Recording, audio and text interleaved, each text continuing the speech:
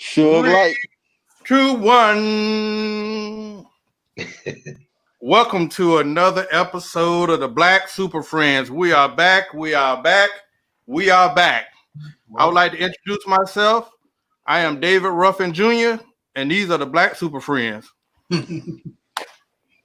Yeah. go. I always wanted to say it. All right, fellas. It's good to see y'all. Y'all been off.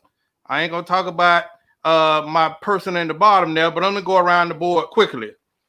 Introducing at the top, we call him the Date Doctor, but I like to call him Sing Chris, because that's how you spell it.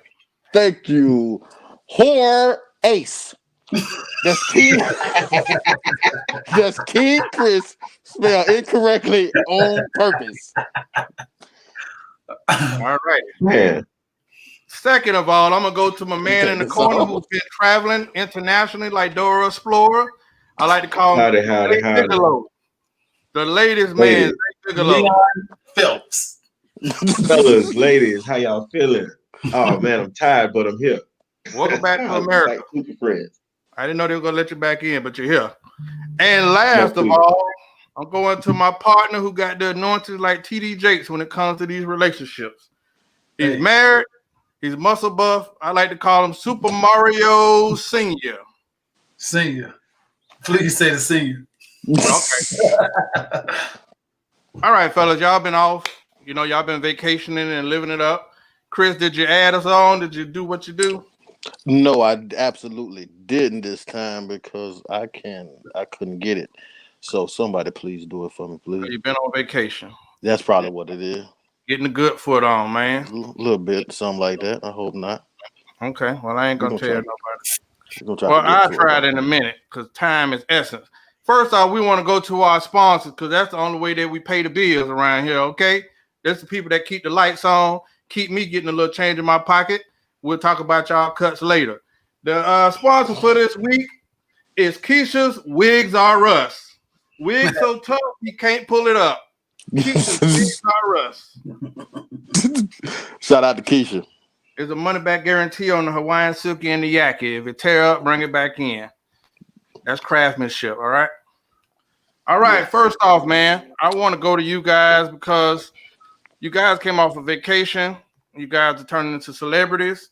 And before we go to the meat and potatoes tonight, which is talking about polygamy, the alleged horrible dating pool that women declare is visible in America, we're going to talk about some other things. First thing I want to ask you guys to give that declaration. It's almost going to be a banner. In fact, it's going to be probably an ad that we run to get more viewers to this website, this podcast. Come get some of this merchandise, all right? So I want to start off with the Date Doctor, the person who has bridged off and became an entertainer in his own right. So I'm going to my main man, Sing Chris, the Date Doctor. What's your declaration? What is the Black Super Friend podcast for?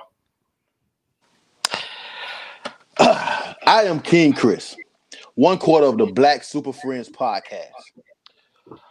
This podcast is for the empowerment of men, especially black men. This podcast is for the encouragement of men, especially black men. This podcast is to hold men accountable for their wrongdoings and shortcomings of the black male code of ethics. But this podcast is not for sorry sucker ass simps who walk on eggshells around their women, scared to say what the hell they want to say, scared to tell the truth, scared because their females may get mad at what they say. This podcast is also not for men who refuse to please, pleasure, protect, and if done responsibly, provide for women. We will not use this platform to disrespect, denounce, or decrown any women.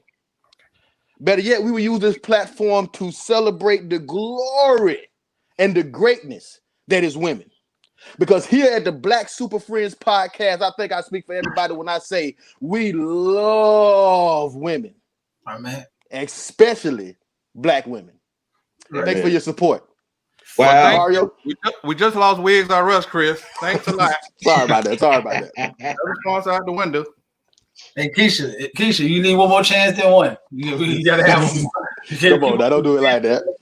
Hey, I think Chris gave us the real doctrine of what we stand for in this embodiment and breaking it down level by level. But I just want to add to we also just want to just to tap on a couple things that he said. We also want to make sure that we always being authentic, keeping it real, and we're gonna never pander.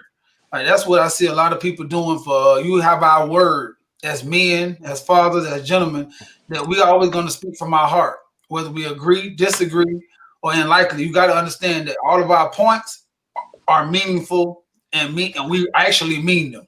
We're not trying to pick a side or go to get ratings or anything like that. These are actually four friends who having a conversation live every Monday night at 9. Zay? Well, for me, our podcast is just going to be on just relating to women and men of color, making sure we just having fun, insightful conversations like we always do, but just making sure that we have the each one teach one mentality so that we can share some of the information that comes across. A lot of the things that we talk about are, like you said, authentic conversations that we're having amongst each other, where we're teaching each other. So when we're learning, you guys are learning, or you guys are hitting us with information so that we can get it out. And all we want to do is advance our brothers and sisters of color at any capacity with any relationship that we're building, whether it be business, whether it be for love, or platonic, whatever the case may be. I want to make sure that we got that out on the forefront and we building together. Yes. What you feel too? Well, I would like to say, because I love the mission of it, I would like to say the Black Super Friends was created for the dudes in the community who didn't realize college was important until they started working for idiot bosses with degrees. It's for the men trying to be good fathers and better men because they're starting to see their own potential. I think it's for the single mothers and young women who open up to the idea of hearing a man's side of things. Open to say that we're not perfect. Open to hearing that, there's some definite conversation that needs to be had, and that, there's three sides to a story. So I think the declaration for me is simply knowing that we have something to add. Just like we speak, we can also listen, and that's the road to redemption. So with that being said, when I first started doing this show, I was doing a show with Dr. Hughes brought me back to podcasting. Do a show with Jeffrey Day, Troy Vaughn, Epiphany Lee, Black Ass Conversations. And the first thing that I thought of was the amazing people that I knew. These are my best friends. And what's success without your friends? Each one of these guys are multi-talented. Each one of these guys have been major components, impactful in each one of our own lives. And the premise of the show was, for me, I wanted to create something that will highlight my friends. We have seen Chris, who's the date doctor. You have the ladies' man, and you have Super Mario. Now, we tease each other, so organically what you get are the same conversations that we had inside the home that we had called the forum. There were many conversations. I wish we could have taken them. We probably would be multimillionaires. Whether it's jokes, conversations, helping our female friends, attempting to give them understanding. That is the premise of the show. So with that being said, guys, now that we are probably 15 episodes into the show, I want you guys to share your thoughts. I mean, when we came up with the idea of doing a podcast, it was new for you guys. I don't think any of you guys did podcasting before, but I think at this point, you guys have started to ride the horse a little better. You guys are seeing the impact that you're having. You also see the responsibility of your voices and your messages. So I want to go to you guys and see, what are your thoughts on the beginning of the show, the future of the show, and what you want to manifest as the Black Super Friends. I'm going to go to Mario first. If anybody know me, they know that I have a lot of conversations with people. People call me, and I think they confide in me, and they ask me for my advice, and I appreciate it. And anytime somebody asks me for my advice, I take it personal because that you thought of me and actually wanted to hear what I had to say. So I put a lot of thought in that and care into that. So a lot of times I've been hearing, hey man, you should try to do this, you should try to do that. But then when Horace brought the idea to me, the first couple of times I was like, yeah, I don't really want to be on no podcast. I don't have time for it. And then some kind of way he got my wife on board. But then now she beat my ear at home, and then he calling me, and then he was like, well, how about this? We're gonna do it all together. So he called Chris and Zay, and I like, well, if all of us can go on there, you know what I'm saying? I might be more inclined to do that because I feel like it's really just us having a conversation. And I want to say I appreciate all y'all for giving me a chance to really have this platform because I'm enjoying it. I'm enjoying every bit of it. I'm gonna say I take time, I do research, I look at the news more. I think I'd be more involved in the world right now because I really do care what people say, what people think, and what people need to know. And I think this information that we're giving out is very needed in this times we living in right now. And it give me a time to reflect and to hear y'all point of view, not only on the phone, but to hear other people chime in the chat. So I want to say I appreciate every bit of this podcast, and I appreciate y'all letting me on. Tootie. Oh man. Okay. Well, again, all you guys have been. I mean, most people don't know the backstory to the Black Super Friends. They don't know Chris' background. They don't know really how we all came together. I mean, the whole conversation. If I say the Great Drought of '99, all of us will start laughing. Right? That's a whole story in itself. Oh man, it was a rough summer. That's a good story. But I thank God, I look back on our lives to say all of us in one area, one street, to see the connections. I met Chris through Mario. Zay is my brother, and we're missing a few. But the Black Super Friends is more of us. But we are the ambassadors for the movement. Met Chris before Chris went on to do his thing. Man, I was impressed with the brother. But as soon as I met Chris, the first night we clicked. I still don't think cooking turkey necks and tomato sauce was something that I wanted to enjoy that night. But the fact that he was open to give me some food that night. It's a African Nigerian dish, my brother. I had the pleasure of having a Nigerian stepdad. Yeah, okay. Turkey necks or whatnot. So pretty good. Through Chris, me and Chris went on to do later things. Mario has always been the younger but wise brother of the group. Xavier has always been Xavier. Yeah, come on, give him my flowers. What I'm doing? Zay is my brother. Zay is my brother, my best friend. We're all super friends, but that is the brother that I probably was with the most of anything. If anybody know us, we tight, and then every 3 months I want to strangle the hell out of them. But again, the Black Super Friends was based on that premise, and I think you guys are going to do amazing things. Even looking at the merchandise, looking at the Date Doctor branch off, looking at Mario mentoring me as regard for relationship, even though I'm not married anymore. Just the information that he's gave me, I think, is impactful. So, Zay, you got it, man. I don't even know where to start. I've been milling over this question all weekend in between my escapades. But man, when you first came, yeah, man, I'm in the middle of the jungle and I'm thinking, okay, shirt off, toes there out. you go, dad bod. I got to work on that too. We all definitely loaded. But no, when you first came with the idea, I'm like, all right, cool, because I'm the crash dummy. Like, all right, you want to do that, bro? Let's do it. I got your back. But then as it started to progress, I could see what you were talking about. And this isn't our first rodeo. Your first radio show, Black Republican, you had me on there. I was doing life insurance at the time. We spoke to people about education or the importance of having that education. And we're pretty much doing the same thing, making sure that individuals know that you don't have any different problems from anybody else, but in being in a setting where we can share and kind of volley off of each other and help one another. I think that was the way that you were going with it. I didn't see it going this way in the beginning. I just thought that it was us at the forum cracking jokes, and we come to find out that this is a little bit more different because you're in the public eye and it's not the comfort of just us. But man, we've helped so many friends. Like Mario said, we have so many friends that call us for information, who trust our judgment, and that we can have conversation and dialect with the help. And now we're able to do it on a podcast setting. I never thought that we'd be doing this.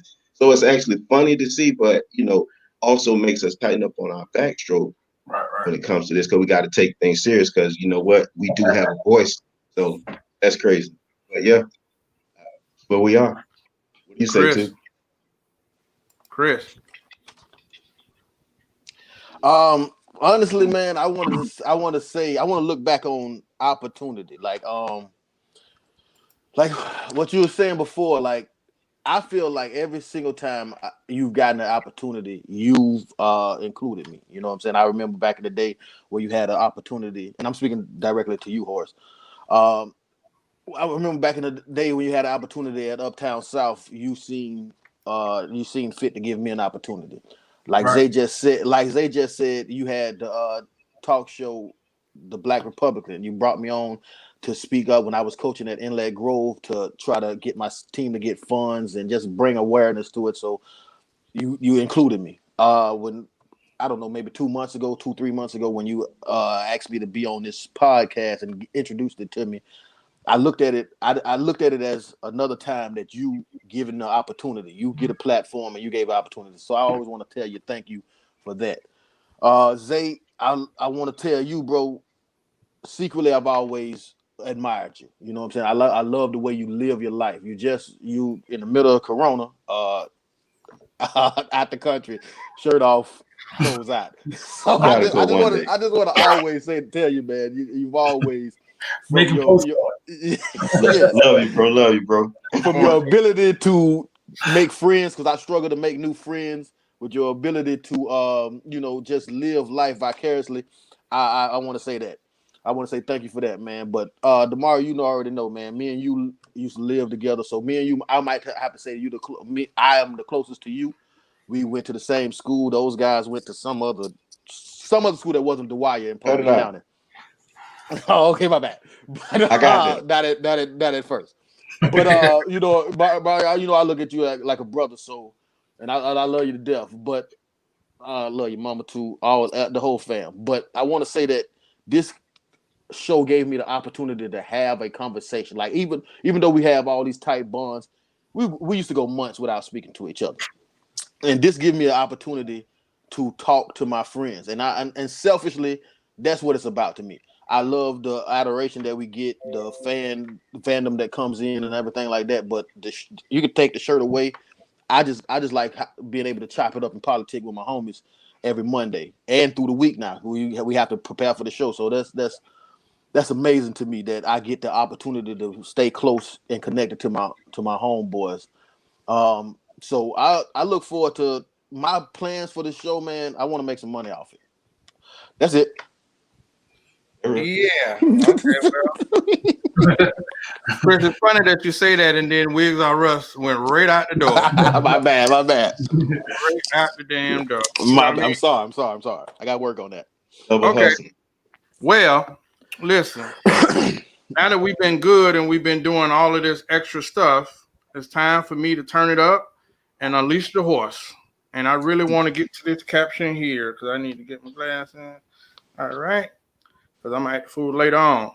So my question is, first off, I get bombarded and I get annoyed when I look on social media and I'm always seeing different women, females, complaining about how horrible the dating pool is.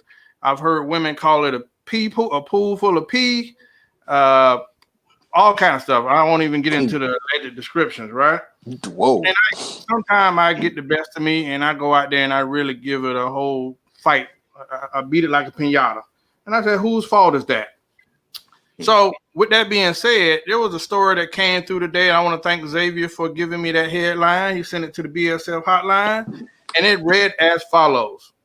Toni Braxton says she regrets not having more sex when she was younger. My religious upbringing stopped me doing a lot of things that I should have done.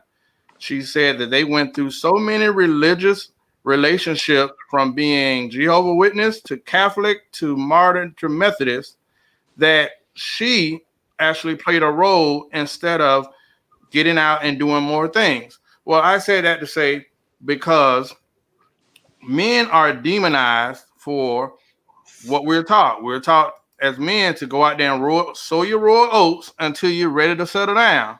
Right. Women are taught a little different. Women are taught to save yourself and wait and yada yada. But the reality is that was probably the last generation, because this generation ain't really doing that.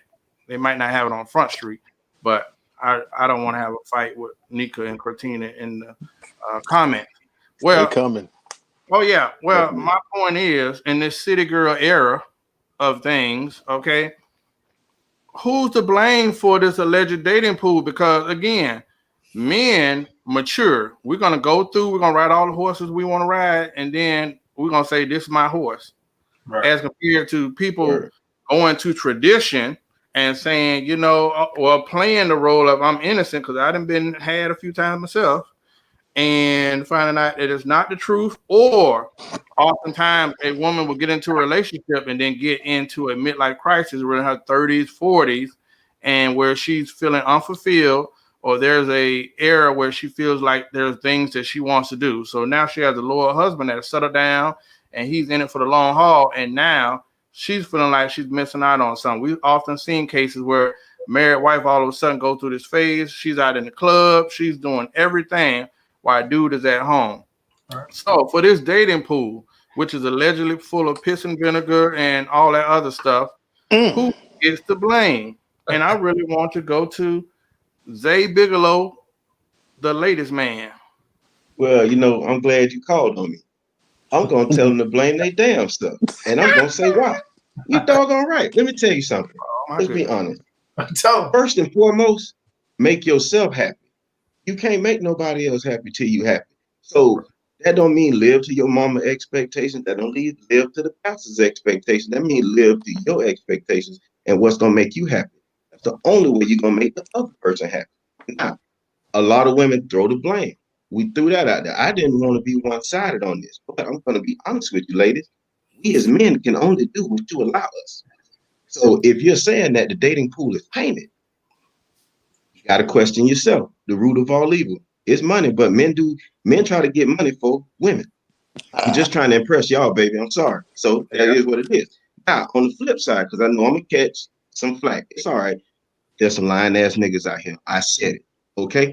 That's because they haven't found themselves in where they want to be with you. But you've been dating long enough to know this. So you know which direction you want to go. You know that gut feeling that you get. You don't have that same one, that conversation that you have with your girls in the text message of how you feeling. Why don't you go with that? Then you won't have to blame that person. See, we always talk about accountability. Oh, yeah. But they don't want to take accountability. Yeah. Hey, we out here to get cookies. If you're not giving us any cookies, we can't cut up any way, shape, fashion, or form. And that's the way that I view it. But as we talked about what we sent, or the message that I sent you about Toni Braxton, there's a lot of people, not just women, but men too, that are trying to do the right thing traditionally, and then they're getting married and they're not satisfied. So it causes them to be these individuals who these women despise. All right? Make yourself happy first. Like Toot said, do whatever it is that your heart desires until your heart wants to do it no more. And once you are ready to make that next step, a woman ain't got to worry about it because you no longer want to do it as the man. But you got to give that individual that time to grow. And a lot of times that doesn't happen. Don't fault that person while they're going through. So I go back to what I said in the beginning. Y'all want to know whose fault it is? Look in the mirror. Oh boy. That boy what you got to say? That boy need to go on vacation some more. That boy came out again. That thing. Okay. Oh, fuck. Okay. Okay. I'm just saying. He was waiting for them. This was how do you feel? Zay, who you got? You passing it? I'm gonna pass the rock. You know, I'm gonna pass it to my brother, the Smasher, because I'm quite sure he can feel me. What you got to say, my guy? Who's to blame? They never looked at the page. Okay, so the way you framed the question, you said women claim that this is a poor dating pool. Now, I'm not a female, so you would actually have to ask them why they feel like it's a sewage dump Who's to blame? for a dating pool. But anytime, I believe that anytime you want to blame somebody, you should start with yourself. That's just how I feel. Now I'm a man, so I speak from a man's perspective. Not all men, but from a man's perspective. So if a man was saying this, I would say that it starts with you, your confidence. First thing about your confidence, you probably need to work out. The better you look, the better you increase your dating pool. Next, I would tell you to work on your finances. The more money you have, the better you look, the more access to women you have. Next, status. Work on your status. Get your ass up out off the couch playing video games. Started doing something. Open a business. Go out. Do shit. And that way you have more status because women seem to attract men with status. So if you really truly want to increase your dating pool, that's how you do it. Now, for women to say that, when women say it's a bad dating pool, it's crazy to me because I see a lot of that's men and women not wanting to be with you or not getting with you. And if it can't be all they can't be all to blame. It's probably you. Boys, what you think? Well, thank you, Chris. No problem. I want to say first off, Chris, that you gave me some scripture the other day from the Date Doctor. You said that men struggle with responsibility. Women struggle with what? Accountability. All right. And then someone the other day replied to me and said, you can't invest in what you don't see. People don't invest in personality. So she was pretty much saying, get your body done. So my point was, we're in an era where vanity has just, like Mario preached on one week, a lot of women will say they ain't no good men, and they looking for this guy, and everything's so horrible out here, right? But Mario did say the other day, aesthetics. The man you're saying doesn't exist doesn't look like the image in your head. He's out there. And then a lot of times the ego and arrogance of vanity, a lot of people are looking for this guy. And you paint that guy out. In reality, it's 50 other chicks in line to get that so-called guy that you don't know about. So they go with image first and then say, I'm going to find out about who he is later. I said all that to say, Chris, after, I was in a good place for a long time, and then I came on the show a couple of times, wounded, sounded like a sucker. Okay. I want to say this to you, man. This week, you blessed me. Thank you for my coat. I thank you for welcoming me into Smash Nation. And I am too a believer of your principles.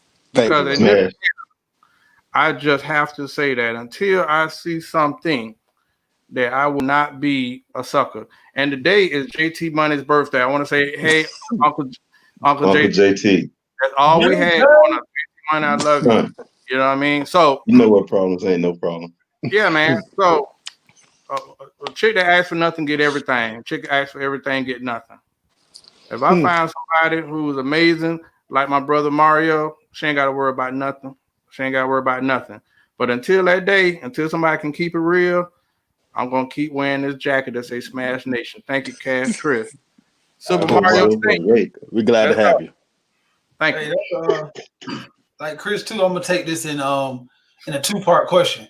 Because I think that if a woman is saying this, then I think most likely she got to ask herself, like, what does she really want? Because I got a lot of homegirls, as you see, Cortina had put in the thing that she had called me, asked me for a nice man. And the first thing she can attest to that I said is, like, actually, what do you want? And don't sugarcoat it to me. Because once you tell me exactly what you want from a man's perspective, I'm going to tell you what most men, just from my perspective as a man, would take to get that. Because if you do want a guy who chiseled $100,000 a year, open doors, sweet, romantic, think of all the sweet dates, I'm pretty sure every woman I bump into in the world gonna want that man. So then I'm gonna say, well, it's 2-1 out here. So if I bump into those women 2 times, they're gonna want them men. So then you gotta ask yourself as a woman, where would he want you? Like, actually, be real. Like, why would he want you? Out of all the women in the world, why would he want you? And then that's a question for you to have to ask yourself. And if you're not ready to answer that truthfully, then you don't need to be dating, because you're gonna be giving false narratives and requirements to even obtain you when you're not being real with yourself.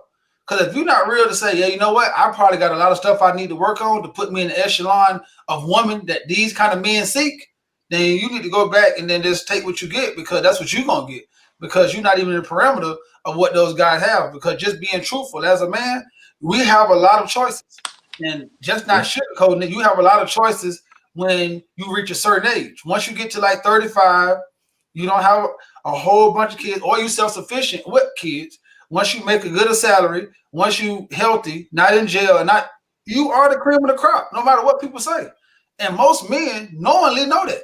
So when we get to, oh, you're a dog, you're this, no, at that point, because all our 20s, we've been chasing y'all.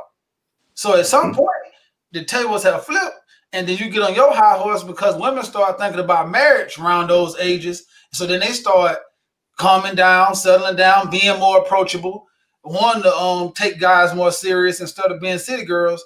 And then at that point of time, a man financially has most likely just reached his peak. So then now he is at the top of his game, and now he's just ready to live life. So it's a lot of stuff that go into that dating pool thing. But I think on both sides, you got to be real. And I think that people need to start saying and admitting to being more shallow than they really claim to be. Because a lot of people swear to God they're not shallow, and swear to God that looks don't matter and money don't matter. When I think right now, if that was the truth, then the statistics about why people get divorced and married would be a lot different than what they are. But I think a lot of people look with their eyes, for sure. And then they try to make what their eyes see what their heart need. And I don't think that's the way to go. But I understand that, because I'm realistic too. Nobody wants to live next to nobody who you're not attracted to. So let's start by one, not lying. You're looking for somebody attractive. Two, you try to be somebody attractive. Three, you be a good person. So then when you get with a good person, y'all can kindle and y'all can be together. And then four, honesty. Once you have honesty, all this dating stuff right here, it'll just flow.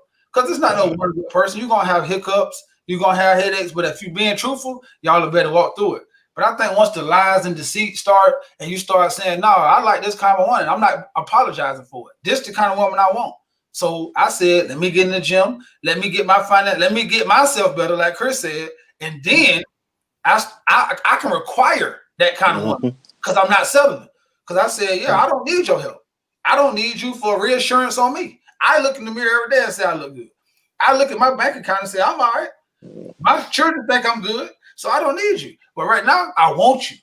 And I want you to join in of my happy life. And I think that's how the dating pool will get better. Word. Well, that was interesting. For sure. Yeah. Yep. Now, if I say quick question or something I was going to say that you had talked about, which I think a lot of people miss, be what you want. If you want somebody that's going to be truthful, be truthful.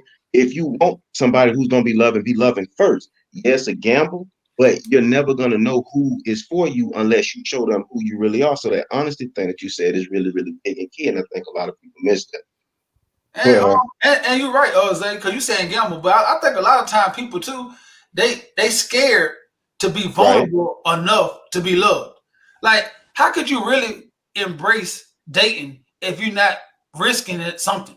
You can't be going in trying to wait and trying to make the thing so you don't lose.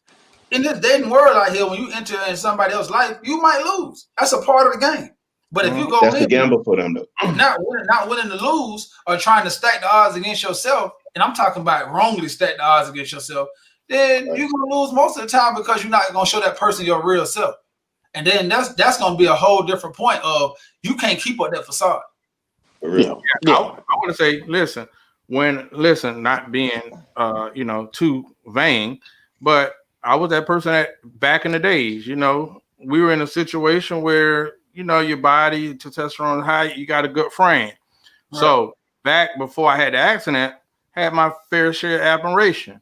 Got in an accident, couldn't work out, put on some pounds. That admiration, some of the fans fell off. Now, in reality, I'm the same person. I think I've actually gotten better. Hell, I'm wiser, definitely more prosperous. But the point was, that showed me a lot. It kind of humbled me.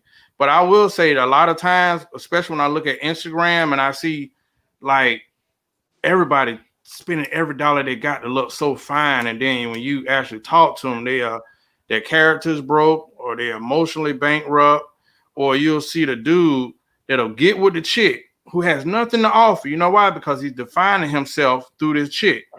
I don't feel highly of myself, but I got this bad chick. So you're gonna like me and respect me for having this so-called bad chick.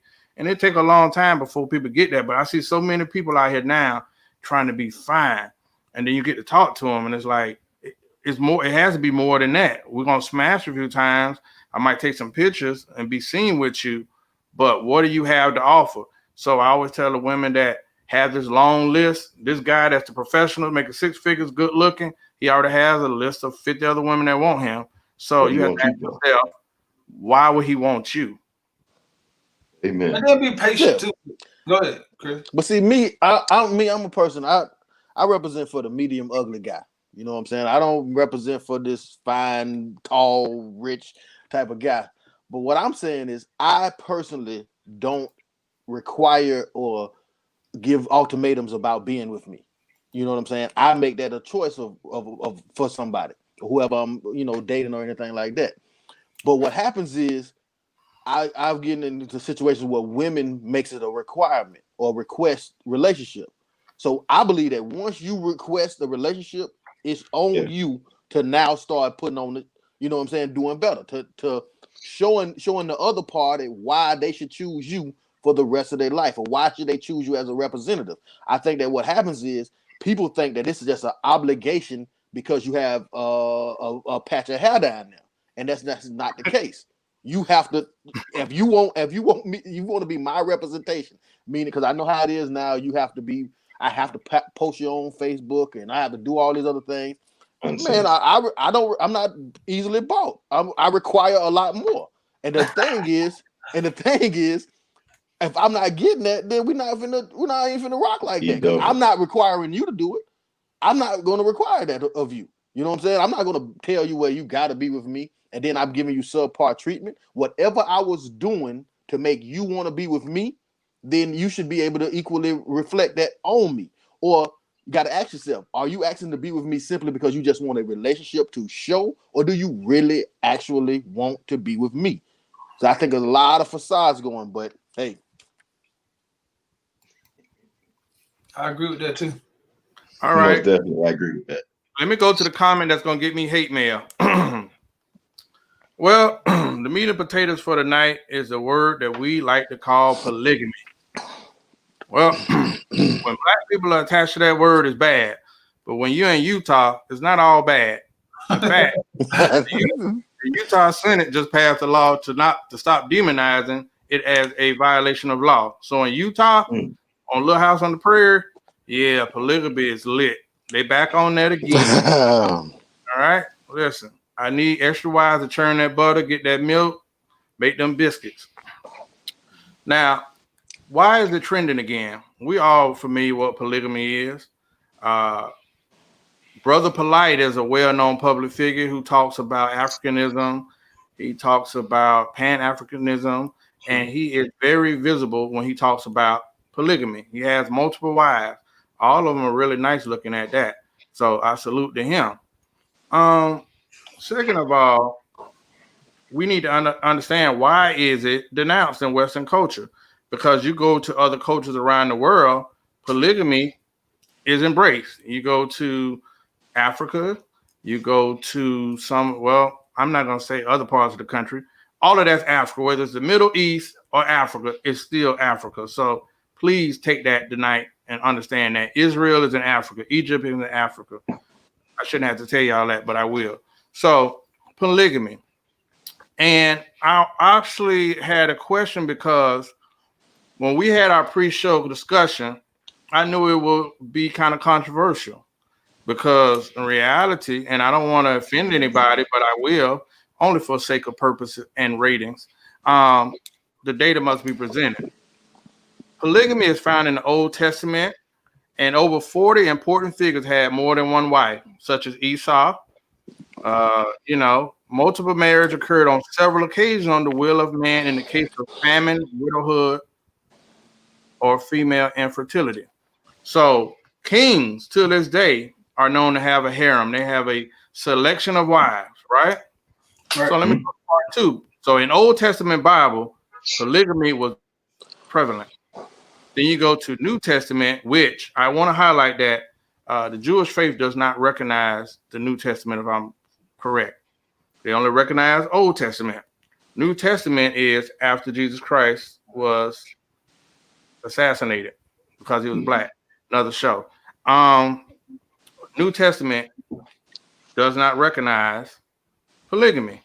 It's not frowned upon, but it's not mentioned, right? In fact, in Timothy 3:2, the church leaders should be the husband of one wife. This has been read by some Christians as prohibition of polygamy. Others argue that polygamy is allowed, but not for church leaders. So with that being said, my brothers, he got Brother Polite. I got all the kings. We kings. Chris told me I was a king. I need to ask you guys y'all views on polygamy, because in reality, to be the bad guy here, some of our granddaddies and daddies practice polygamy. He might not have married her, but he had a house over on A Street with a bunch of kids. He had a house over there on Fort Pierce. Your daddy had some other kids and other families that he raised. My brother's granddaddy had 40 kids. Ooh. 40. Yeah, 40. Whole lot of humping around. Man. So yeah, 40. So whether it is out in front or whether it's behind the scene, polygamy is something that has been there. So I don't know when it was denounced, but why is polygamy so bad? And can it be beneficial, especially in an area where you have a ratio of 20-1 women? In Atlanta, it's probably 35-1 due to unforeseen things. But why is it frowned upon, and why can't it be embraced? Well, I'm gonna go to Chris first because this should be fun. All right. Okay, I think that that's something that we should consider in our community. Honestly, I think if we take the emotions out of the situation and have a true conversation, then I think that we can really need to examine it. There's a wealth gap in this country. The average white household makes substantially more than the average black household. And so unless we're going to get overnight, we're going to get into ownership and buying of property and creating businesses that creates jobs, it's going to take some time to catch up. So I think that if you add another self-sufficient adult into that situation, it can speed up the process. That extra income can allow you to purchase property. You know what I'm saying? Well, you look better on a loan if you got that much income going into to pay for the loan. That now you can purchase property in a better neighborhood. We know that property tax funds the schools, so now you get to send your child to a better school. Also, even if you don't want to go the school route, you have the income to fund kids' entrepreneurship. And let's just say that you yourself as a mate want to be an entrepreneur. Imagine being able to take off a year, maybe 2 years, to actually chase a goal or a dream or a business that you want to start, and your other two partners is able to actually take care of that. So I think that it would be good in that sense. Also, I was told that it takes a village. Now imagine if you have 2 wives. That's extra help on the child care, the household things, and everything like that. And I also, here's the thing. I think that relationships go bad or get you because men cheat. This is what I think so. And I don't believe that men have a problem with commitment, because I've seen men be totally committed to teams that ain't won a championship in 20 years, but you can't tell them nothing about his team. So I don't think that it's a commitment issue. I think that it's a sleeping with one woman issue when it comes to men. And I think that maybe this solves it. I've never seen a man get caught cheating reading the Bible with a woman, or making a spreadsheet or starting a bit. You don't get caught cheating with that. You get caught cheating by sleeping with other women. This may be a remedy to that situation. Also, when it comes to women, it's just like I know what I'm going to hear. I'm going to hear women say, "Well, what if the woman wanted to do it?"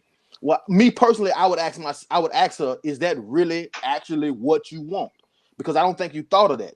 Now, that's two Mandingo soldiers beating you like a pinata every night. Is that really what you want? Especially the kind of man that you want. You want a Long John Silver. So you might want to think about that. You might want to think about that question. And if it's actually something that you do want, then you shouldn't be looking bad at me for wanting it. Because we got to compare apples to apples and oranges to oranges.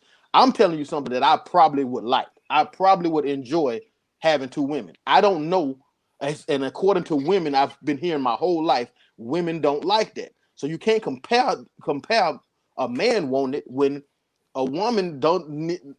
Most of the time, they don't want other men, or so they say to us. So I just think that it is something. If we take the emotional aspect out of it and we really examine it, it could be something that can help us as a community. And that's just something I think. Zay, what you got? Let me add some data before I go to Zay. Someone asked, "What is it when it's two husbands, one wife?" That is a train. Yeah, well, they call it polyandry. Polyandry is two husbands with one wife. Now, polyamory, which Cortina Peters has suggested, and which we'll discuss after the show, is defined as practicing or being open to intimate relationships with more than one person. That means everybody has to be on board, though. So, I mean, these things are actually familiar, huh? And it could be anybody. It could be anything. Woman, man. It could be anything. Right. Yeah. It means you're not looking for just one person to share a romantic or sexual connection with. Right. Sounds interesting because somebody had that philosophy at the forum with the starting five, but they will remain named. Go ahead, Zay. I was going to bring that up. I was going to say, so, they dubbed me the ladies' man. A lot of women talk to me about this, and it's crazy because on a previous episode, we talked about men having more than one woman, and Kayla, I got you. That's what came my way. Well, what about us having more than one man? Baby, if he all right with it, you got it. See, the thing about polygamy is a lot of guys love that aspect. Like, yeah, me and two women. But you can't stand up in the paint with two women. They're going to leave you, buddy. You feel me? And also, too, on the flip side, you got to be able to take care of the women. So, it's sad to say, another clip that I sent you with the old dude, what he had, a pocket full of that good old green stuff, right? And it made the whole world go round. He's able to afford the women. Now, if he's being honest with them, like in the video that I shared with you guys was, most women don't have a problem with it. The women who have a problem with a man having more than one woman is the lying ass niggas like we spoke of earlier. However, just like you said, Horace, back in the day, it was a lot of that going on because it's a lot of households where, yes, he was married, but he was taking care of other households too, and he was dropping it off too.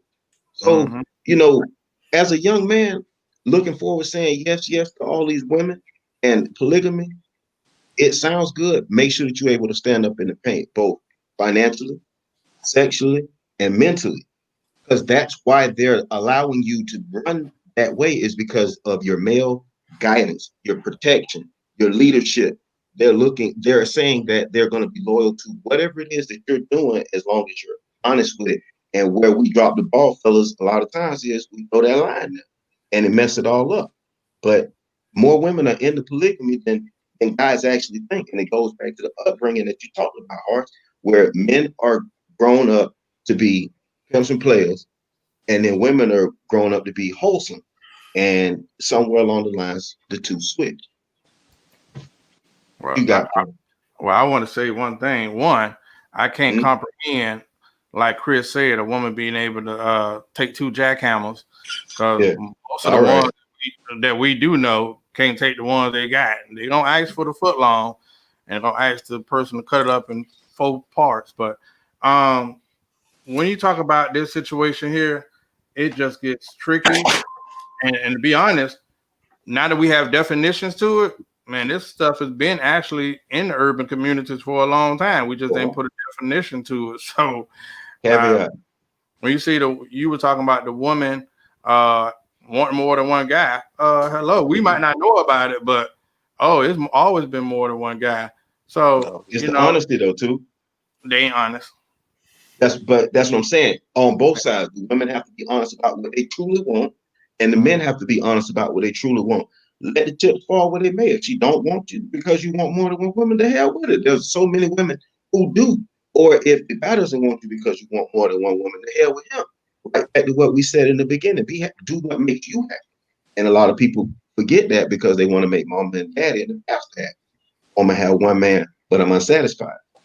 Listen, I drown in my own pool before I let another man swim in it. Mario. Yeah, so the word polygamy, for one, it means marriage. So let's get that straight. So that's so we're using this word all out of context because you don't want to be married to one woman, let alone 5.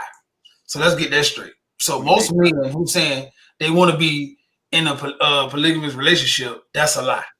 Because you just want really to have a bunch of women that you can bear to fuck under one roof.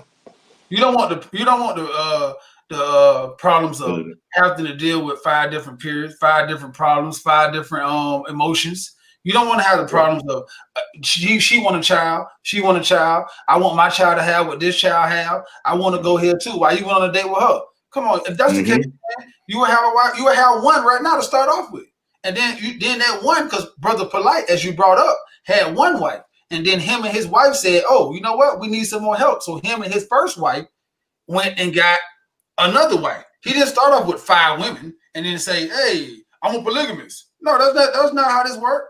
And then we always compare ourselves to the Western culture when they're not capitalistic cultures. And then most of the time, women don't have rights. So most of the time, women marry men just to have anything in life.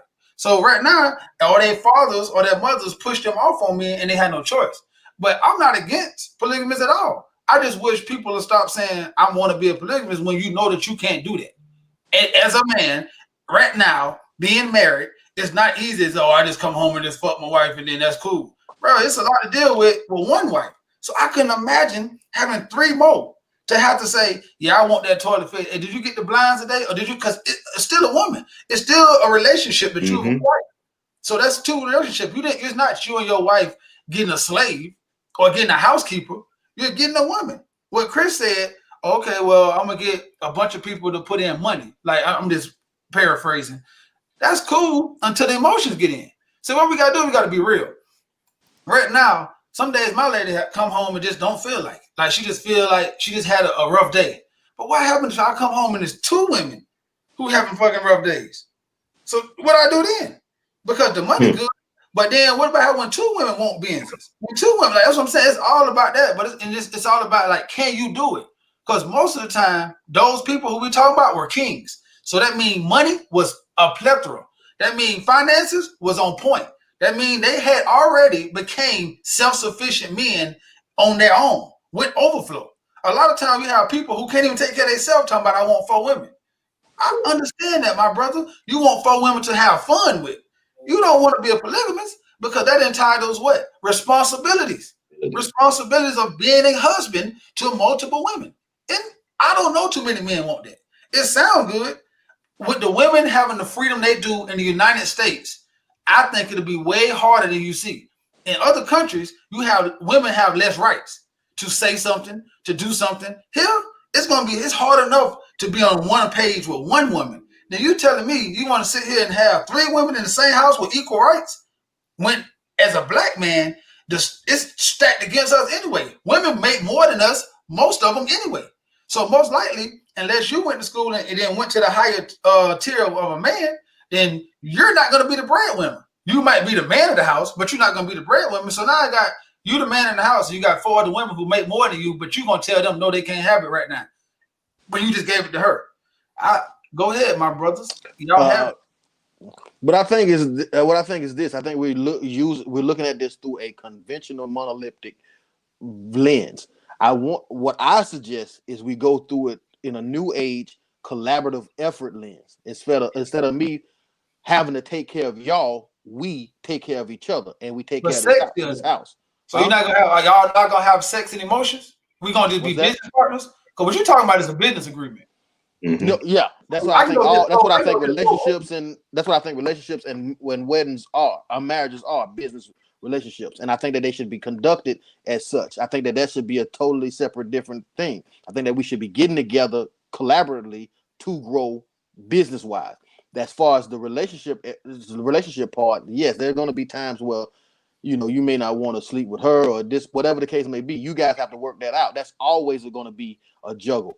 But at the same time, it's just like we have to stop thinking. I think we have to stop thinking of it traditionally. It has to be group effort. If everybody is in it for each other, I think that can kind of soothe some of the rough edges. I believe that in monolithic relationships, it's more of ownerships. We look at it as ownership. We don't look at it as this person. I'm working with this person for something. We look at it as, oh, that's my lady. Ain't nobody else can do this. Or that's my man. And nobody else can be around him. And we can't even love another woman in a relationship. That's frowned upon. So you think the people who we have in those relationships will let you? You don't think they look at their wives like that?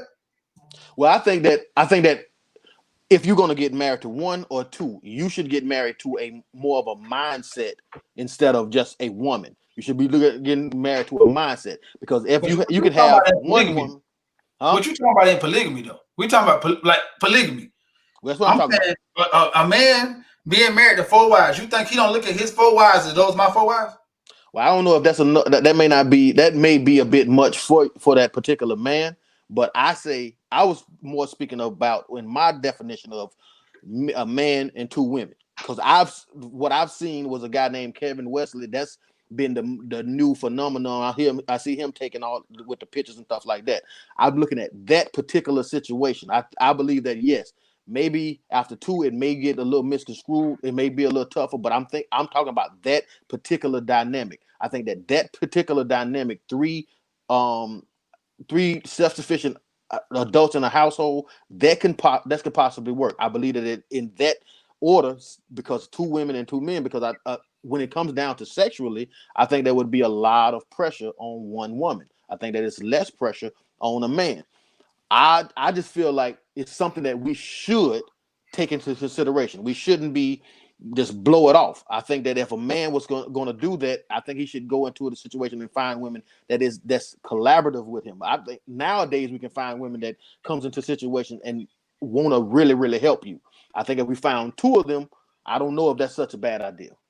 Right, and I think it's being real, saying that's what you want. I'm saying that's what you're gonna be able to handle. But we don't know. We haven't even tried. We never even tried to do it. We always just shun it off. We would rather talk bad about it than before we have ever even tried it. I think a lot of people tried it. No, they have. People have tried this than you have really known. It's growing. A lot of people up here. Now, the thing I will say with Brother Polite, to your point, he actually has more than 1 wife, and they are as a co-op with the responsibilities, even with the kids, which I thought would be tricky.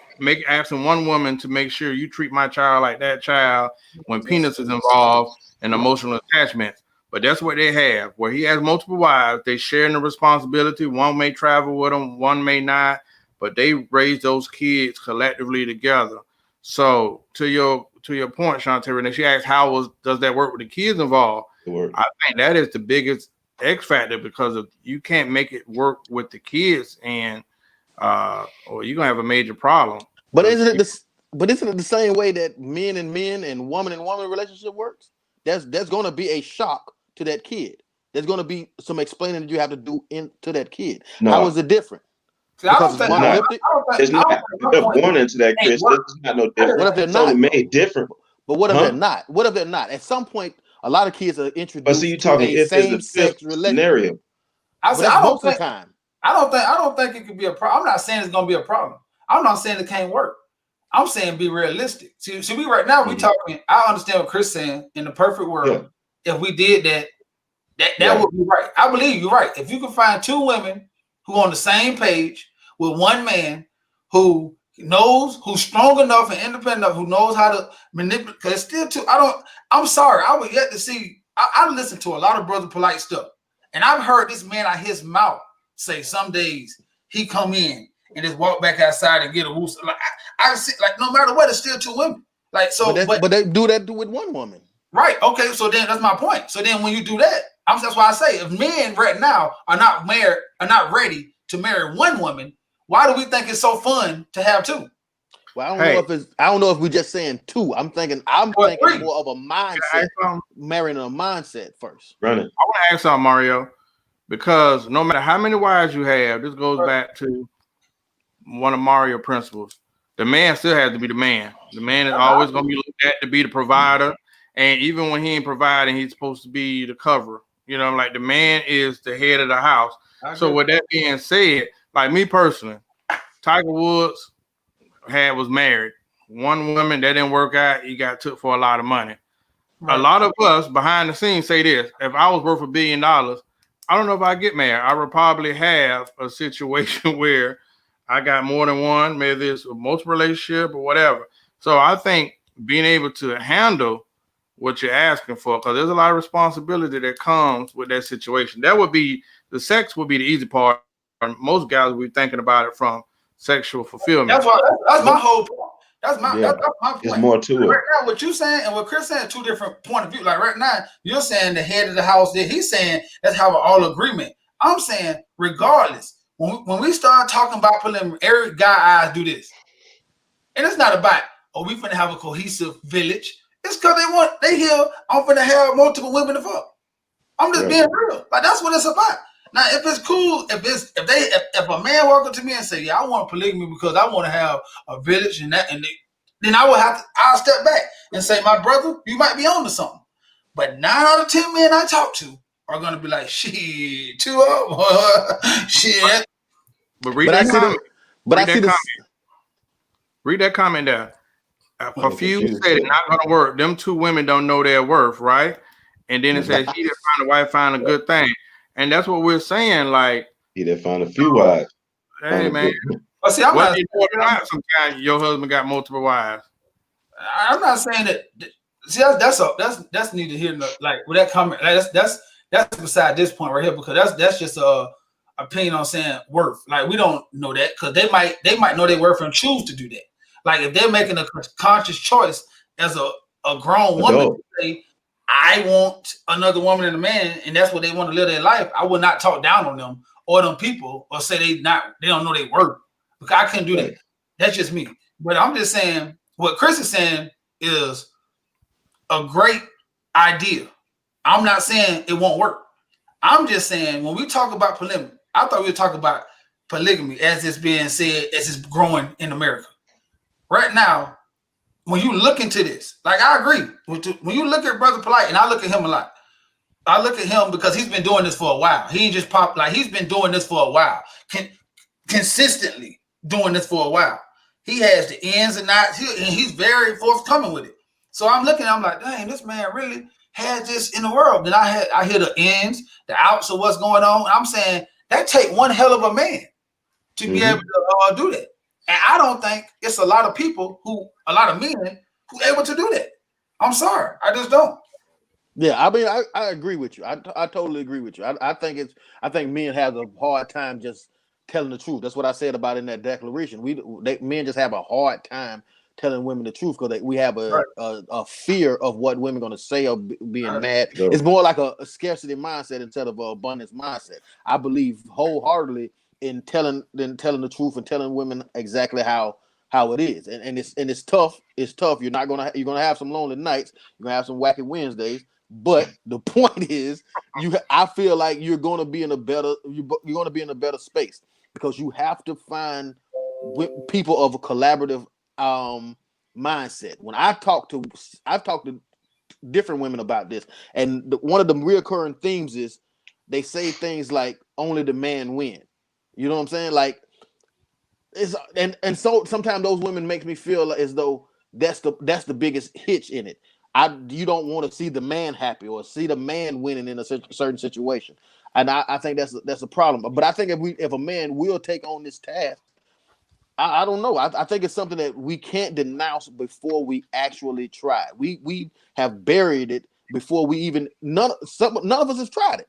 I know Chris. most of the time when we holler at a woman, when you go to holler at a woman and she say, I got a man, you say what, you can't be a friend? So you pretty much into that too. So I don't know. I think it's something that we should need to look into. I'm with Why Chris. do you think none of us tried it? Bro, them misguided souls, Chris. Why do you think none of us tried it? I don't know. I've known you guys for a while. I ain't never seen.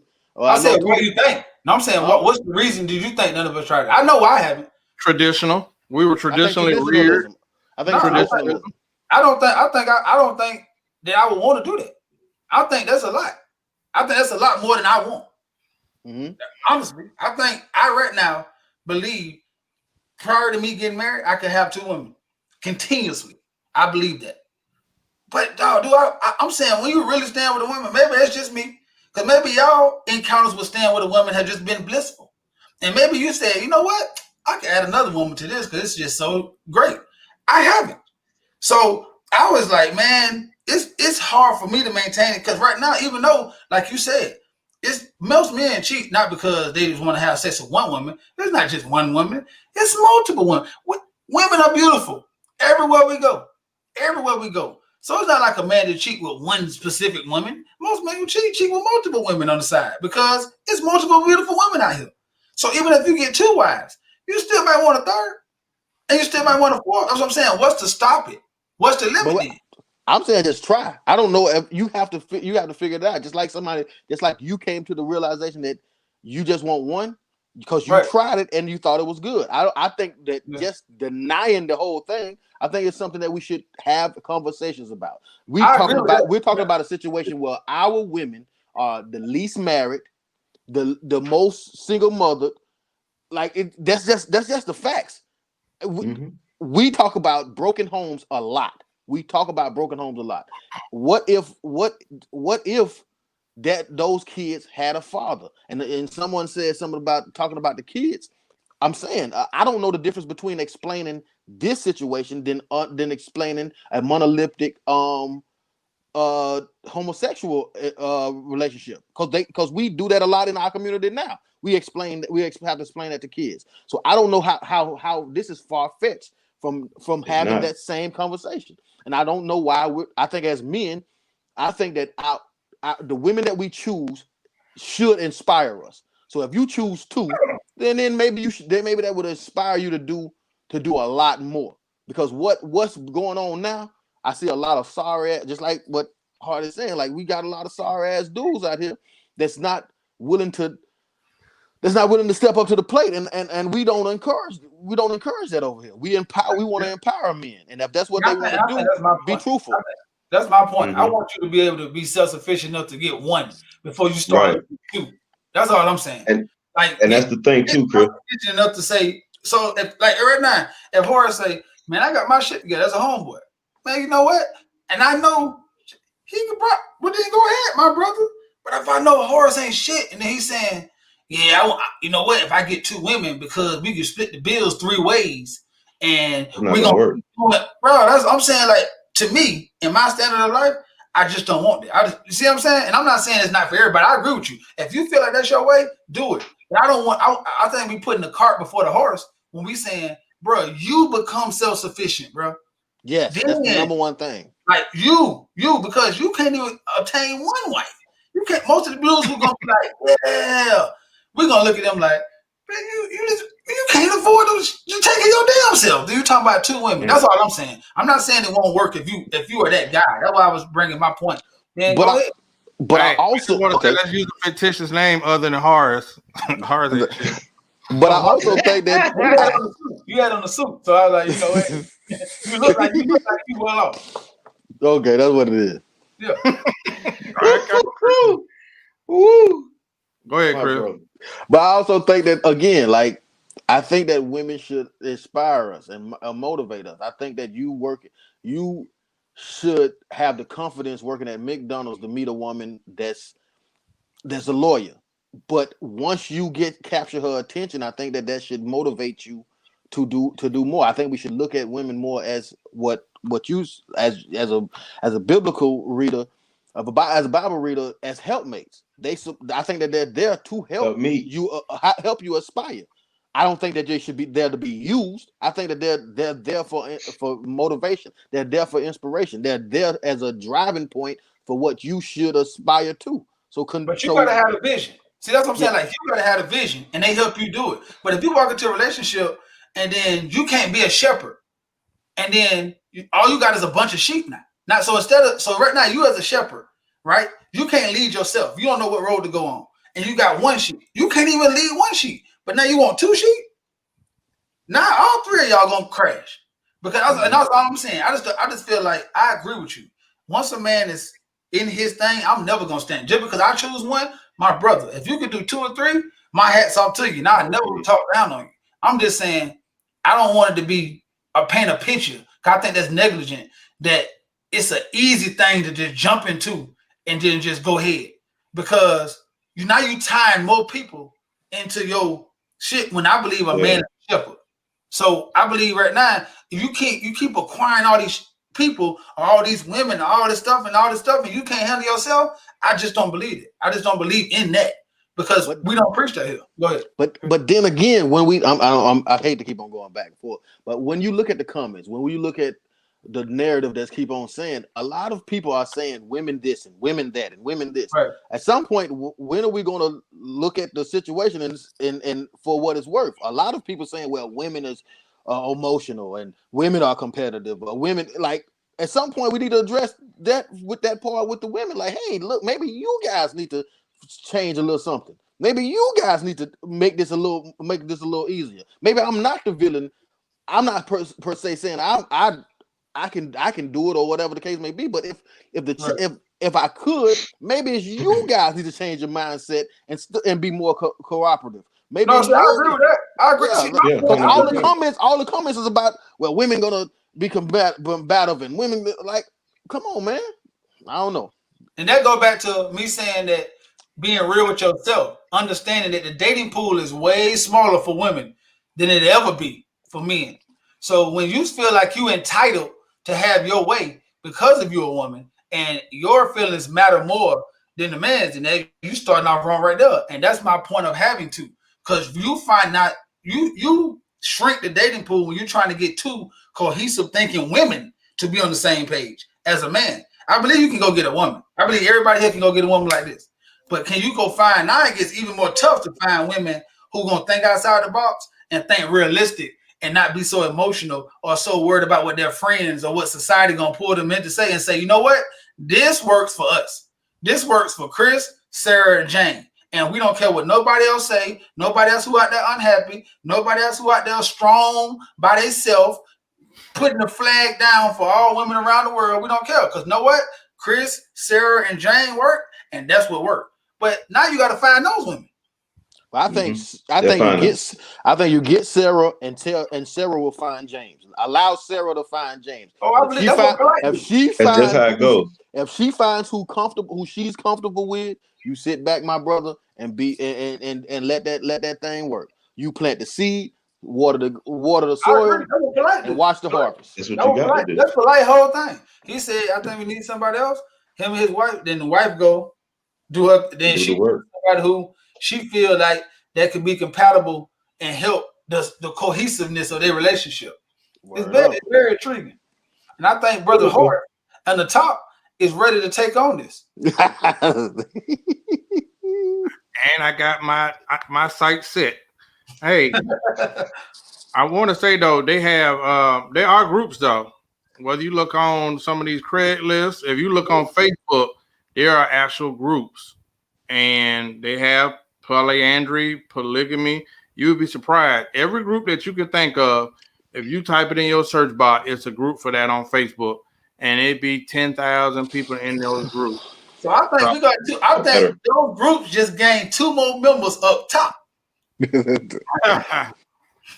I want to see. I want to see this go. I believe one thing. I believe about my brothers who's on this page. Y'all can put it y'all mind anything.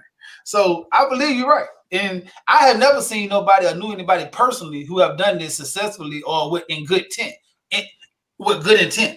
and being serious. Well, if it was to happen, it would be done privately. I take a book out of a chapter out of the book of my brother Chadwick. We're going to do that privately. It's between us in this triad, my brother. Okay. Well, all right.